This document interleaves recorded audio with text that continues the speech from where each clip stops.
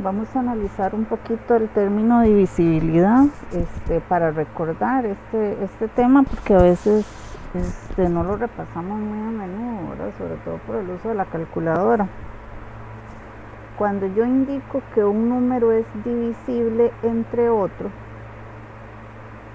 por ejemplo, que un número sea divisible entre 2, son aquellos que terminan en número par. Por ejemplo, el número 16, que termina en número par.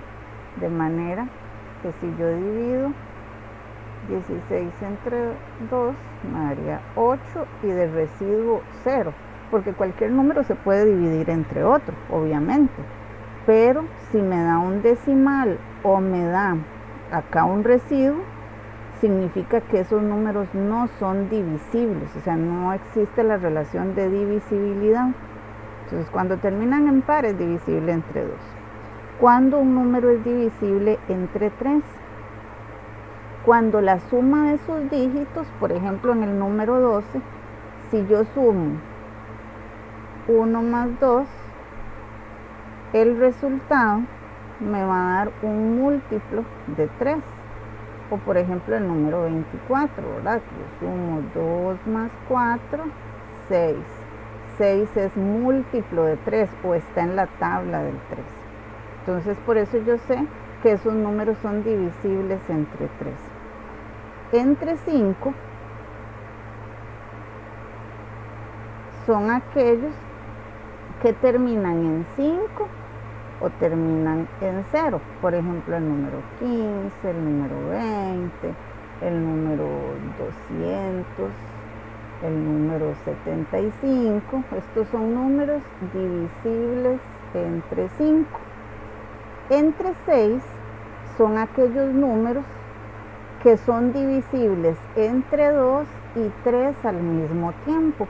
Por ejemplo, el número 12.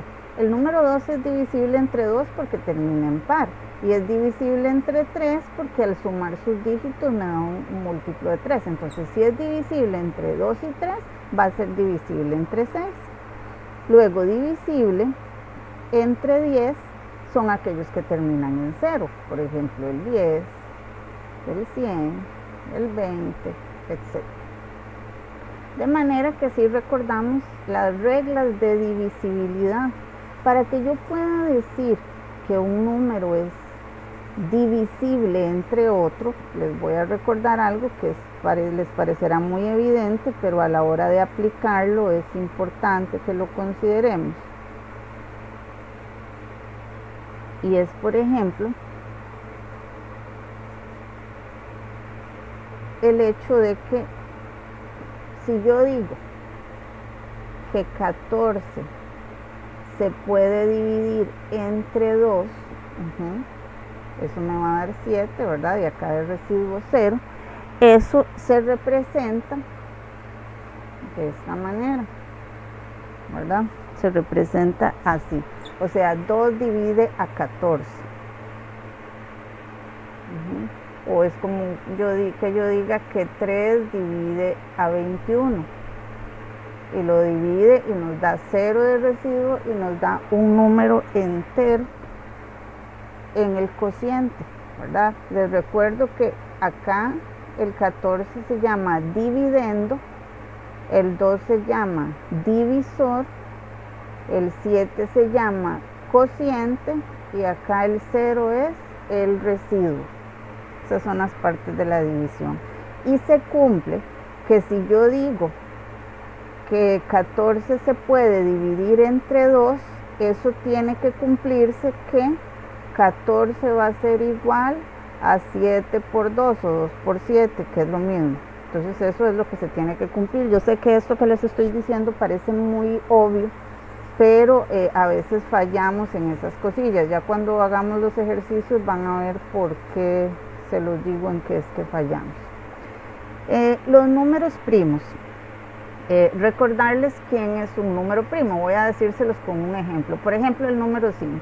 Si nosotros queremos dividir, buscarle los divisores al número 5, nos vamos a dar cuenta que el 5 solo se puede dividir entre él mismo y entre 1. No tiene otro divisor, entonces él es un número primo. Otro número primo es el 2, por ejemplo, porque el 2 solo se puede dividir entre 2 y entre 1. Ahí, ¿verdad? Muchos números primos, ahí simplemente usted el 7, el 3, todos esos números solamente tienen 2 divisores.